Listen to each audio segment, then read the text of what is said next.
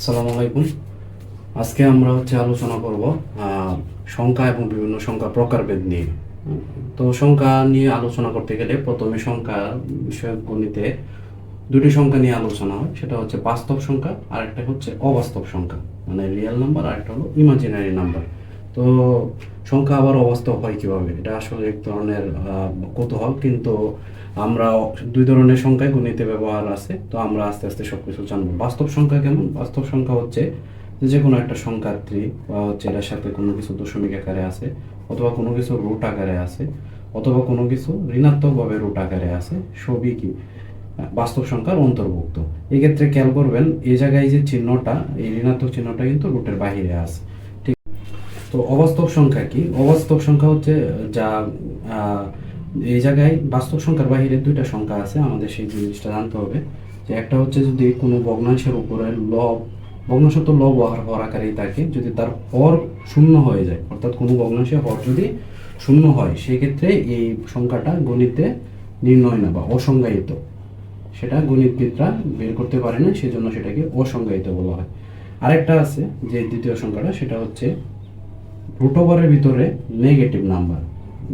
Root ওভারের ভিতরে যদি কোনো নেগেটিভ নাম্বার চলে আসে, তাহলে সেটাও কিনা গণিতের ভাষায় সংজ্ঞায়িত না, সেটাও কি অসংজ্ঞায়িত বা অনির্ণয় বলা হয়। সেটাকে অনেক ক্ষেত্রে অসংজ্ঞায়িত এবং অনির্ণয়ের মাঝে একটা পার্থক্য আছে।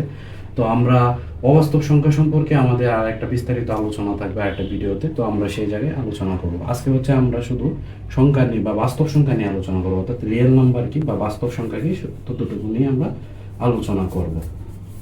তো বাস্তব সংখ্যা হচ্ছে এই পৃথিবীতে বাস্তব অস্তিত্ব আছে, এরকম সব সংখ্যা হচ্ছে বাস্তব সংখ্যা। আবার সহজভাবে বলতে গেলে, যদি কোনো সংখ্যাকে বর্গ করে, যেমন মনে করেন এই যে সংখ্যাগুলো আমি 2 - 2 √2, এই সবগুলো সংখ্যাকে আমি যদি বর্গ করি, প্রতি ক্ষেত্রে কি পাবো? প্রতি ক্ষেত্রে আমি ধনাত্মক সংখ্যা পাবো। প্রতি ক্ষেত্রে আমি একটা পজিটিভ নাম্বার পাবো। আর সরি, এটা হবে 2। প্রতি ক্ষেত্রে আমি একটা ধনাত্মক নাম্বার পাবো। তো ধনাত্মক সংখ্যা পেলে সেটা হচ্ছে বাস্তব সংখ্যা, অর্থাৎ এটা নাম মনে রাখতে হবে, বাস্তব অস্তিত্ব থাকে এরকম সংখ্যাগুলো হচ্ছে বাস্তব সংখ্যা। তো বাস্তব সংখ্যা কি? বাস্তব সংখ্যা হচ্ছে শুধু দুইটা সংখ্যা ছাড়া, আমরা জানি একটু আগে বললাম, সেই দুইটা সংখ্যা ছাড়া ধনাত্মক সংখ্যা, ঋণাত্মক সংখ্যার বর্গমূল এবং হচ্ছে কোনো ভগ্নাংশের হর যদি শূন্য হয়ে যায়, এই দুইটা সংখ্যা ব্যতীত বাকি সবই বাস্তব সংখ্যার অন্তর্ভুক্ত। আচ্ছা, তাহলে আমরা এখন আলোচনা করব বাস্তব সংখ্যা কত প্রকার। বাস্তব সংখ্যা মূলত প্রধানত দুই প্রকার, মূলদ সংখ্যা আর অমূলদ সংখ্যা। তো মূলদ সংখ্যা আর অমূলদ সংখ্যা কি? তো এটা যদি আমরা একটু খেয়াল করি, মূলদ আগে আমরা অমূলদটা জানলে মূলদটা আমরা বুঝে যাব। আর বইয়ের যে একটা আমাদের ডেফিনেশন আছে মূলদ অমূলদের, আমরা সেটা পরে আলোচনা করব। অমূলদ সংখ্যা হচ্ছে আমাদের বোঝার সুবিধার্থে একটা শর্টকাট, বাকি সব নিয়ম আপাতত বন্ধ, আপাতত এই জিনিসটা বোঝার সুবিধার্থে মনে রাখতে হবে। অমূলদ সংখ্যা হচ্ছে যে যদি কোনো সংখ্যার এই অমূলদ সংখ্যা হবে একটা অসীম পর্যন্ত বিস্তৃত একটা সংখ্যা। কেমন? যেমন মনে করেন 2.3 4 5 6 6 7 8, এরকম একটা সংখ্যা, অসীম ইনফিনিটি পর্যন্ত বিস্তৃত এরকম একটা সংখ্যা, সেটা মূলদ সংখ্যা। প্রথম শর্ত সেটা হচ্ছে অসীম পর্যন্ত বিস্তৃত হতে হবে। দ্বিতীয় শর্ত যে মূলদ সংখ্যা হবে তখন দশমিকের যে পরের যে অঙ্কগুলো আছে, দশমিকের পরের অঙ্কগুলো কখনোই কি হবে না, পুনরাবৃত্তি ঘটবে না। দশমিকের পরের অঙ্কগুলো কোনো রকম পুনরাবৃত্তি ঘটবে না। যদি পুনরাবৃত্তি না ঘটে তখন সেটাই হচ্ছে কি অমূলদ সংখ্যা। তাহলে এখন কথা হচ্ছে, যদি পুনরাবৃত্তি ঘটে তাহলে এটা কি সংখ্যা? মনে করেন এই যে এরকম একটা সংখ্যা আছে 2.32222, এরকম একটা সংখ্যা গেল এবং এটা অসীম পর্যন্ত বিস্তৃত। সে প্রথম শর্তটা মেনটেন করছে যে সে অঙ্কটা কত পর্যন্ত গেল? অসীম পর্যন্ত গেল। কিন্তু সংখ্যাটার ক্ষেত্রে আমরা খেয়াল করতেছি যে এটার ক্ষেত্রে প্রতি ক্ষেত্রে পুনরাবৃত্তি হচ্ছে। অথবা এই সংখ্যাটা কিভাবে লেখা যায়? 2.32 এর উপর একটা পুনঃপুনিক চিহ্ন দিয়ে সেটা কি অসীম পর্যন্ত বিস্তৃত। যদি এরকম বোঝাই, যদি পুনঃপুনিক দেয় তাহলে হচ্ছে এরকম অসীম পর্যন্ত দেখানো প্রয়োজন পড়ে না। তো এই সংখ্যাটা হচ্ছে মূলদ সংখ্যা, তখন আর এটা অমূলদ থাকে না। যদি পুনরাবৃত্তি হয়ে যায় তাহলে সেটা হয়ে যায় কি মূলদ সংখ্যা। তাহলে মূলদ সংখ্যা কি? মূলদ সংখ্যা হচ্ছে যদি অসীম পর্যন্ত বিস্তৃত কোনো দশমিক সংখ্যা হয় এবং তার যদি কোনো রকম পুনরাবৃত্তি না ঘটে, তাহলে শুধু এই সংখ্যাগুলোই হচ্ছে অমূলদ সংখ্যা। আশা করি বুঝতে পারছেন। তাহলে মূলদ সংখ্যা কি? এরকম সংখ্যা ছাড়া বাকি পৃথিবীর যত সংখ্যা আছে সবই মূলদ সংখ্যার অন্তর্ভুক্ত। তার মানে কি? তার মানে হচ্ছে অমূলদ সংখ্যা ব্যতীত বাকি সবই মূলদ সংখ্যা। তো এই মূলদ সংখ্যা কি কি হইতে পারে? মূলদ সংখ্যা হইতে পারে একটা পূর্ণ সংখ্যা, মূলদ সংখ্যা হইতে পারে কোনো একটা ঋণাত্মক সংখ্যা, মূলদ সংখ্যা হইতে পারে কোনো একটা বর্গমূল সংখ্যা, মূলদ সংখ্যা হইতে পারে কোনো একটা দশমিক সংখ্যা, এটা সসীম হইতে পারে, কোনোটা আবার অসীম হইতে পারে। তবে অসীম হওয়ার ক্ষেত্রে শর্ত হচ্ছে যে এটা পুনরাবৃত্তি করতে হবে, এটা পুনরাবৃত্তি করতে হবে, তাহলেই হবে সেটা মূলদ সংখ্যা। আশা করি বুঝতে পারছেন মূলদ আর অমূলদ সংখ্যার মাঝে আমাদের যে একটা পার্থক্য। তো মূলদ আর অমূলদের আমাদের বইয়ের যে সংখ্যাটা আছে, যে মূলদ সংখ্যা হবে মূলদ সংখ্যা হবে পি বাই কিউ আকারের একটা সংখ্যা। মূলদ সংখ্যাটা কি হবে? পি বাই কিউ আকারের সংখ্যা, যেখানে Q not equal to 0। Q এর মান 0 হয়ে গেলে আমরা জানি, আমরা আগে শুরুতেই বললাম যে হরের মান শূন্য হয়ে গেলে তো সেই সংখ্যাটা কি হয়ে যায়? অসংজ্ঞায়িত। তো যদি সেই সংখ্যাটা অসংজ্ঞায়িত না হয়ে যায়, তাহলে আমাদের সেই ক্ষেত্রে খেয়াল রাখতে হবে কিউ এর মান কখনোই কি হতে পারবে না? 0 হতে পারবে না। তো কিউ এর মান যদি 0 না হয়, তাহলে সেই ক্ষেত্রে পি বাই কিউ আকারের সংখ্যা কি কি হইতে পারে? তো ধরেন আমি কিছু উদাহরণ দিলাম, 3√5, 2/3, 4/3। তো এরকম কিছু সংখ্যা আছে। তো আমাদের দেখতে বোঝা যাচ্ছে এটা ধরলাম -4/3। তো এই যে চারটা সংখ্যা আছে বা অঙ্ক, এই চারটা সংখ্যার ক্ষেত্রে আমরা যদি খেয়াল করি, এই সংখ্যা আর এই সংখ্যা হচ্ছে পি বাই কিউ আকারে সরাসরি আমরা বুঝতে পারতেছি, কিন্তু এই সংখ্যা আর এই সংখ্যা তো পি বাই কিউ এই স্ট্রাকচারে নাই। তাহলে এটা কিভাবে হবে? তো এটা নিয়ে ব্যাখ্যা লাগতে পারে যে এটা তো পি বাই কিউ আকারে নেই, তাহলে কি মূলদ সংখ্যা না নাকি? না, অবশ্যই মূলদ সংখ্যা। দেখেন কোনো একটা খালি সংখ্যার নিচে আমরা জানি সাইলেন্টলি কি থাকে? একটা 1 থাকে। আমরা 1 ধরে নিতে পারি, তারপর সাথে হর আকারে আছে। তাহলে √5 এর নিচেও কি আছে? এরকম হর আকারে 1 আছে। ঠিক আছে, তাহলে এই সবগুলো সংখ্যাই কি পি বাই কিউ আকারে স্ট্রাকচারেই আছে। এবং দেখেন নিচের সংখ্যা কি না? শূন্য না। তাহলে সেই সংখ্যা এই টাইপের যত ধরনের সংখ্যা আছে সবই মূলদ সংখ্যার অন্তর্ভুক্ত। তো আমরা এই জায়গার মূলদ অমূলদে কিছু উদাহরণ দেখি। তাহলে এই সংখ্যাগুলোর মধ্যে আমরা এখন বলবো কোনটা মূলদ কোনটা অমূলদ। তো আমরা এইদিকে তাকাইলে, তো আমরা এই যে সংখ্যা জানি পি বাই কিউ, সেই আকারে না চিনে আমরা যে প্রথমে যে শর্টকাট টেকনিকটা দেখলাম সেই অনুযায়ী দেখি যে যদি কোনো দশমিক সংখ্যা সসীম হয়, মানে লিমিটেড, বা তার সংখ্যা যদি শেষ হয় বা তখন সেটাকে আমরা কি বলতে পারি? মূলদ সংখ্যা। ঠিক আছে, তাহলে এটা একটা কি সংখ্যা? মূলদ সংখ্যা, এটা অমূলদ সংখ্যা না। আচ্ছা, এটা কি সংখ্যা? এটা হচ্ছে, এটা দেখেন উপরে পুনঃপুনিক আছে, তার মানে কি? সেটা হচ্ছে যেরকম 3.23333 করে সে অসীম পর্যন্ত বিস্তৃত হবে। তো আমরা কি বললাম যে অসীম পর্যন্ত বিস্তৃত হলে সেটা অমূলদ হয়, তবে শর্ত হচ্ছে, দেখেন আমরা তো √2 মান হয় যে 1.4142 এভাবে অসীম পর্যন্ত বিস্তৃত। দেখেন এই সংখ্যাটার ক্ষেত্রে আবার অসীম পর্যন্ত বিস্তৃত হয়েছে, সুতরাং মূলদ হওয়ার 1 নম্বর শর্ত মেনটেন করছে। দ্বিতীয় শর্ত, সেটা কি পুনঃপুনিক কিনা? দেখেন এটা হচ্ছে 1 কিন্তু এটা 2, 4142 কিন্তু রীতিমতো কি পুনরাবৃত্তি ঘটতেছে না। এই জায়গায় 1, এই জায়গায় 2 ঘটতেছে না, সুতরাং এটা কি? এটা একটা অমূলদ। এই যে আমরা এতক্ষণে পাইলাম এটা একটা অমূলদ সংখ্যা। আর এটা হচ্ছে মূলদ, এটা অমূলদ। তো এটা কি আবার? এটাতেও আবার এই যে পুনঃপুনিক আছে, সুতরাং এটাও কি সংখ্যা? মূলদ সংখ্যা বা রেশনাল নম্বর। মূলদের ইংলিশ হচ্ছে রেশনাল নম্বর। আর এই যে সংখ্যাটা 3.1416 এবং এটাও ইনফিনিটি পর্যন্ত বিস্তৃত।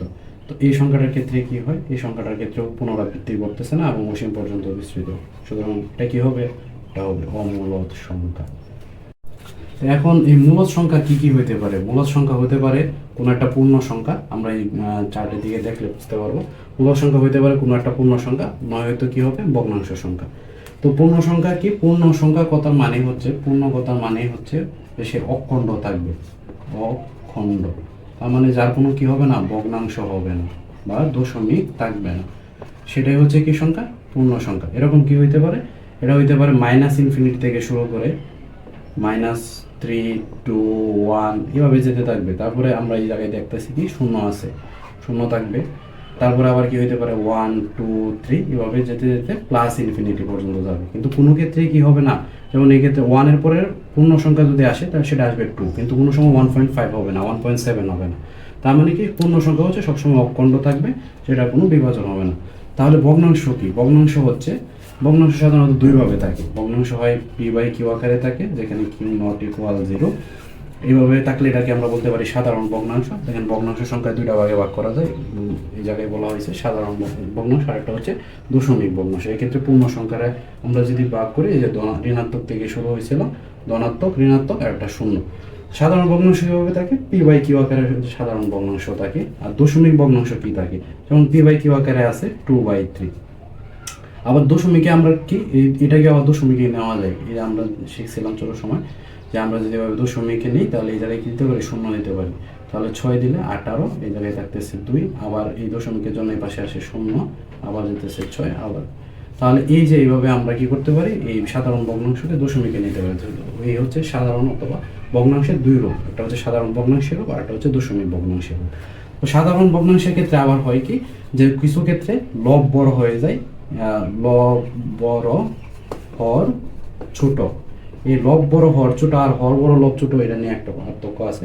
তো লব যদি বড় হয়, হর যদি ছোট হয়, সেটাকে অপ্রকৃত ভগ্নাংশ বলে। আর যদি লব ছোট হর বড় হয়, লব ছোট হর বড় হয়, সেই ক্ষেত্রে সেটা হয় প্রকৃত ভগ্নাংশ। তাহলে এই যে 3/5 আর হচ্ছে 5/3, এই ক্ষেত্রে এটা কি, এটা হচ্ছে প্রকৃত ভগ্নাংশ, যার লব ছোট হর বড়। আর এই ক্ষেত্রে লব বড় হর ছোট, সেটা হচ্ছে অপ্রকৃত ভগ্নাংশ। আশা করি ভগ্নাংশ পার্থক্য শেষ হয়েছে। তো ভগ্নাংশের ক্ষেত্রে আবার দশমিক ভগ্নাংশের একটা বিভাজন আছে। আমরা এই জায়গায় যে চোখে খেয়াল করতে দেখতে পারবো যে দশমিক ভগ্নাংশকে আবার দুই ভাগে ভাগ করছে। সেক্ষেত্রে আবার কি পাইছে, যে সসীম আর একটা হচ্ছে অসীম। সসীম হলে, সসীম কি হইতে পারে, যেমন 3.125 এটা শেষ আছে, সেটা হচ্ছে সসীম দশমিক ভগ্নাংশ। দশমিকের পরে 3 ঘর আমরা বলতে পারতেছি, সেটা সসীম ভগ্নাংশ। তাহলে অসীম ভগ্নাংশ কি, অসীম ভগ্নাংশ হচ্ছে যে অসীম ভগ্নাংশ কিন্তু দুই ভাগে, একটা হচ্ছে মূলদের অন্তর্ভুক্ত আর একটা অমূলদের। অমূলদের হচ্ছে অনাবৃত্ত, আর আবৃত্ত হলে সেটা আবার কি হয়ে যায়, মূলদের অন্তর্ভুক্ত। যেমন 3.22 পুনঃপুনিক, এটাই যে অসীম পর্যন্ত যাবে, এভাবে অসীম পর্যন্ত যাবে, কিন্তু এটা কি পুনরাবৃত্তি করে যাবে। যদি এমন হয় তাহলে সেটা হচ্ছে অসীম আবৃত্ত দশমিক ভগ্নাংশ। আশা করি আপনারা বুঝতে পারছেন। আমরা কিছু প্রিভিয়াস ইয়ারের জব কোয়েশন থেকে আমরা কিছু প্র্যাকটিস করবো, এবং প্র্যাকটিস করে এই যে এই বিষয়ে যে কনফিউশনগুলো আছে, সেই কনফিউশনগুলো আমরা চেষ্টা করবো যেন এগুলো দূর হয়। এখানে 3টা হচ্ছে আমাদের এক্স কোয়েশন বিগত সালে বিভিন্ন জব পরীক্ষায় আসছিল, সেগুলো আমরা এই জায়গায় লিখলাম। তো প্রথম যে কোয়েশনটা আছে সেটা হচ্ছে যে কোনটি মূলদ সংখ্যা, সেটা বর্ণাতীত উত্তর আসছিল 22 সালে। দেখেন মূলদ সংখ্যা এই জায়গায় নির্ণয় করতে গেলে আমরা এটা একটা দেখতেছি কি, এটা পূর্ণবর্গ নয় এমন একটি সংখ্যা, সুতরাং এটা অসীম পর্যন্ত, ইনফিনিটি পর্যন্ত বিস্তৃত একটা দশমিক সংখ্যা হবে। এটার ক্ষেত্রেও সেম, সেটাও একটা দশমিক পর্যন্ত বিস্তৃত সংখ্যা হবে, এবং সবগুলোই হচ্ছে অমূলদের ক্রাইটেরিয়া ফুলফিল করতেছে। আমরা জানতাম কি অমূল সংখ্যা হচ্ছে যারা দশমিক ভগ্নাংশ এবং অসীম পর্যন্ত বিস্তৃত এবং পুনরাবৃত্তি নয়। তাহলে এই সংখ্যাগুলো এই রুট 3 অসীম পর্যন্ত বিস্তৃত এমন একটি দশমিক সংখ্যা আসে। কিন্তু দেখেন এই ক্ষেত্রে 5 স্কোয়ার, 5 স্কোয়ার, √5 স্কোয়ার মানে কি, আমরা এটাকে কি লিখতে পারতেছি 5। তো √25 এর রেজাল্ট হচ্ছে 5। তো এটা আমরা কি পাচ্ছি, একটি মূলদ সংখ্যা পাচ্ছি। এটার উত্তর হচ্ছে ঘ। তো নিচেরটার ক্ষেত্রে যদি আমরা খেয়াল করি, নিচের কোনটি অমূলদ নেই, সেটা পররাষ্ট্র মন্ত্রণালয়ের 11তম নিবন্ধন পরীক্ষায় আসছিল। তো অমূলদ সংখ্যা নয়, তার মানে কি, তার মানে হচ্ছে মূলদ সংখ্যা। তাহলে এগুলোর মাঝে নিচে কোনটি মূলদ সংখ্যা হবে। তো এটার ক্ষেত্রে যদি আমরা বের করি, এটা হচ্ছে √3 × 4 আকারে লিখতে পারি, ভিতরে 3 ছাড়া 12। তাহলে এটা কি আসতেছে যে 2√3। তো √3 একটা অমূলদ সংখ্যা, এটার সাথে যা গুণ করবেন সবই অমূলদ সংখ্যা। এটার ক্ষেত্রে যদি আমরা বের করি, এটা হচ্ছে 2 × 9, √2 × 9, 9 × 18। এই ক্ষেত্রে আসে 3√2। তো 3√2 একটি অমূলদ সংখ্যা। তো ওই অমূলদ সংখ্যার সাথে যা গুণ হবে সেটা একটা অমূলদ সংখ্যা হবে। তার সেক্ষেত্রে আমরা যদি এটা করি, এই ক্ষেত্রে আমরা কি পাচ্ছি, তো √27 এর ক্ষেত্রে দেখা যায় 3 × 9, 3 × 9 হলে সেটা যদি আমরা বের করি, বর্গ হয় 3√3। তো √3 একটি অমূলদ সংখ্যা, সে তার সাথে যা গুণ করবেন সেটা অমূলদ সংখ্যা। সুতরাং এই ক্ষেত্রে একটাই বাকি আছে অপশন, এটা আমরা যদি করি, তো এটা যদি হয়, এটা হচ্ছে 8⁻1/3, সূচকের পাওয়ার এই বর্গমূল এই পাশে আসলে 1/3 হয়, এবং এটাকে যদি আমরা এইভাবে করি 2³ আমরা যদি লাস্ট কোশ্চেনটা খেয়াল করি, এই জায়গায় a এর মান √3, b এর মান √12। তাহলে এই ক্ষেত্রে b এর মান √12 মানে হচ্ছে 2√3। তাহলে 2√3 একটি অমূলদ সংখ্যা, √3 একটি অমূলদ সংখ্যা। তাহলে অমূলদ সংখ্যা তখনই থাকবে যত দেখেন আমরা যদি দুইটা রুটের সংখ্যারে যদি একসাথে গুণ করে দিই, তাহলে এই জায়গায় কিন্তু রুট উঠে যাচ্ছে, তাহলে এই জায়গায় কিন্তু মূলদ সংখ্যা হয়ে যাইতেছে। তো সেই ক্ষেত্রে গুণ হবে না, তেমনি গুণ না হলে গুণ হবে না, গুণ না হলে ভাগও হবে না। তাহলে এগুলোর ক্ষেত্রে 3 অপশনই কাটা। এই ক্ষেত্রে অমূলদ সংখ্যা তখনই পাওয়া যাবে যখন দুটি অমূলদ সংখ্যাকে যোগ করা হবে। এই হচ্ছে এটা হচ্ছে পিএসসি জুনিয়র ইনস্ট্রাক্টরের এই কোয়েশনটা আসছিল। তো এই হচ্ছে আমাদের মূলদ অমূলদের কিছু সমস্যা ছিল, আমরা আলোচনা করলাম।